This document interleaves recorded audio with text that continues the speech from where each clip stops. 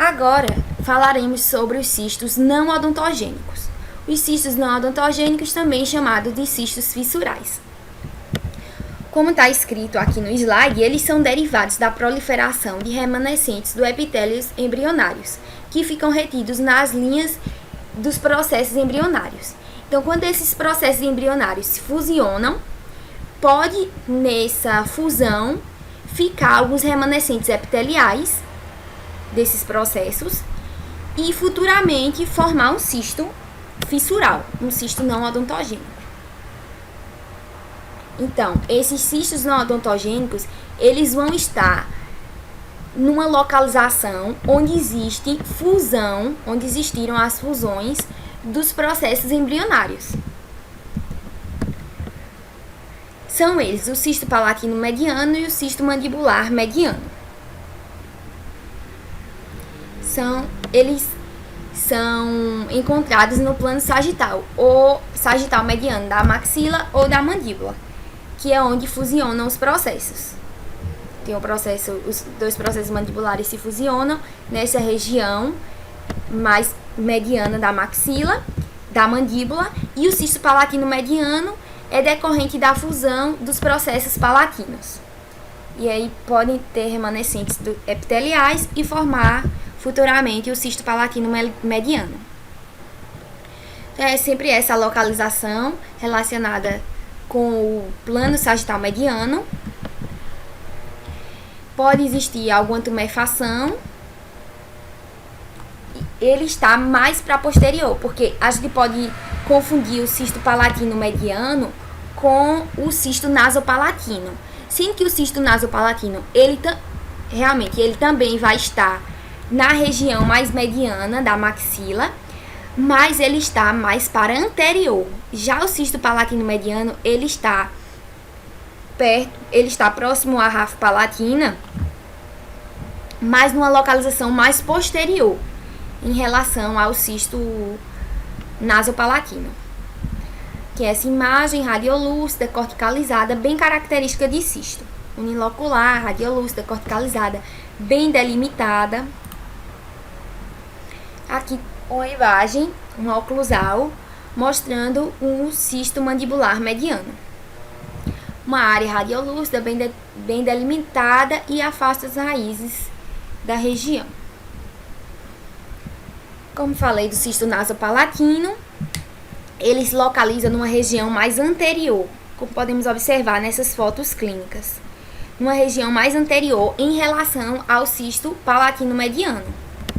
Certo? Essa figura demonstrando a localização dele, porque ele está relacionado ao canal nasopalatino. Então, ele vai estar próximo ao forame incisivo, ao canal incisivo. Certo? Então, por isso ele está mais anterior, por conta da sua origem.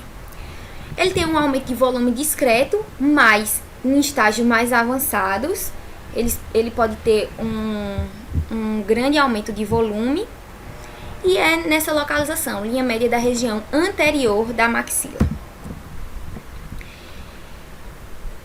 Geralmente, esses cistos são maiores que 6 milímetros.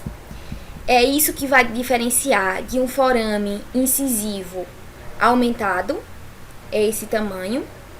Portanto, tem duas lesões que estão relacionadas com estruturas anatômicas. E dependendo do tamanho, elas podem ser cistos ou essa estrutura anatômica hiperplásica. São elas ou o cisto dentígero, que podem estar, não é estrutura anatômica, desculpa, é um folículo dentário, uma estrutura normal. Então, ou o cisto dentígero pode ser diferente de um folículo dentário aumentado hiperplásico, porque um folículo dentário ele vai ter até 3 milímetros. Maior que 3 milímetros é considerado um cisto dentígero. E o cisto nasopalatino com o forame incisivo. Maior que 6 milímetros é considerado um cisto nasopalatino. Menor que 6 milímetros é considerado um forame incisivo. Então, é essa a imagem radiográfica. É uma estrutura, é uma imagem, né? Unilocular, radiolúcida, pode ter um formato oval, circular, mas tem esse formato de coração, que é bem relatado nos livros. Esse formato de coração se dá por conta da estrutura radiopaca, essa estrutura aqui anatômica, que é a espinha nasal anterior, e porque ocorre divergência das raízes dos incisivos centrais. Ele desloca, o cisto é capaz de deslocar as raízes dos incisivos centrais, dando então esse formato de coração que a gente observa em algumas radiografias desse cisto. As margens são regulares, são corticalizadas, e os efeitos é o deslocamento dos dentes adjacentes e pode dar a expansão do palato. Então aqui, uma imagem, né, radiolúcida, bem corticalizada. Esse cisto apresenta uma corticalização bem fácil de identificar nas radiografias. Aqui a imagem da espinha nasal anterior e tem as raízes que podem estar deslocadas. Ele pode aparecer em uma maxila edêntula, porque ele não está relacionado a dente, ele não está relacionado a estruturas odontogênicas, por isso ele é classificado como um cisto não odontogênico. Ele está relacionado aos remanescentes que permanecem no ducto nasopalatino, que está relacionado com o canal incisivo. Então, podemos observar essa imagem radiolúcida, ovalada, de forma oval fica melhor, com contornos regulares, bem definidos, corticalizada e espinha nasal. Aqui é uma oclusal de maxila. Numa radiografia panorâmica, esse cisto nasopalatino bem maior, olha o deslocamento das raízes dos dentes superiores, como ele é capaz de deslocar essas raízes. E o diagnóstico diferencial se dá com tumor odontogênico ceratocístico, com cisto radicular, porque esse cisto pode estar mais para a região periapical de algum dos incisivos centrais e pode lembrar um cisto radicular, mas no cisto radicular o dente é não vital. E no cisto nasopalatino, como não tem nenhuma influência de algum componente, de alguma estrutura odontogênica, o dente vai estar vital. E também com o diagnóstico diferencial, o forame incisivo, como eu falei anteriormente. Essa radiografia periapical mostra uma estrutura mais radiolúcida nessa região, entre as raízes dos incisivos centrais, aqui.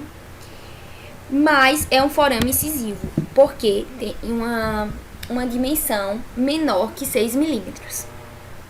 Se fosse maior que 6 milímetros, seria o cisto nasopalatino. Agora, sobre o cisto nasolabial. O cisto nasolabial, geralmente a gente não observa esse cisto nasolabial nas radiografias, porque é um cisto de tecido mole que ocorre abaixo da asa do nariz, no sulco nasolabial, nesse sulco aqui, ó, nasolabial. Ele geralmente eleva a asa do nariz e esse sulco nasolabial, ele geralmente é perdido. E sem repercussões radiográficas, porque é um cisto de tecido mole. Aqui podemos observar uma lateral, uma radiografia lateral feita com filme oclusal. Então, observamos que foi injetado então contraste e observamos essa forma esférica ou forma de rim e que se localiza perto da asa do nariz. Por isso, esse lábio superior ele eleva.